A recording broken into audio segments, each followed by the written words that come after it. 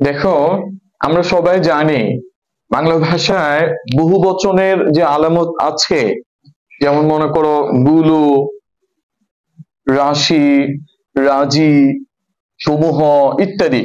এইসব শব্দ পূর্বের শব্দের সাথে মিলে বসবে, তাই না? বহু বচনের আলামত শব্দের সাথে মিলে বসবে।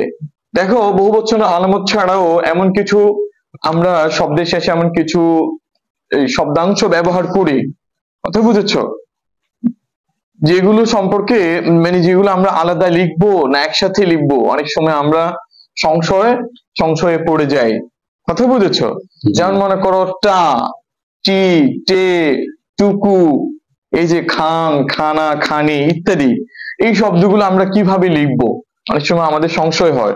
তো যে কথাটা এখানে বলবো সেটা হলো বহুবচনের আলামত যেরকম পূর্বের শব্দের সাথে মিলে বসে, ঠিক এই শব্দাংশগুলো টা, টি, টে, টুকু, খান, খানা, খানি ইত্যাদি এগুলো পূর্বের শব্দের সাথে মিলে বসবে। যেমন দেখো, একটা একসাথে লিখতে হবে, তাই না?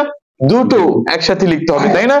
কতটুকু একসাথে লিখতে হবে, তিনটে, চারটে একসাথে লিখতে হবে। এরপরে দেখো হিফস খানা, আমরা যেটা বলি হিফস খানা, কিতাব খানা একসাথে লিখতে হবে, কথা বুঝেছো নি? তারপরে দেখো খানি, কিতাব খানি, কোরআন খানি, আমরা আগে শুনতাম এই শব্দগুলো, তাই না? বলো, এগুলো একসাথে লিখতে হবে, বুঝেছো? দেখো, এটা আমরা এখানে বোর্ডে লিখেছি টা, টি, টে, টুকু, খান, খানা, খানি ইত্যাদি শব্দ লেখার নিয়ম।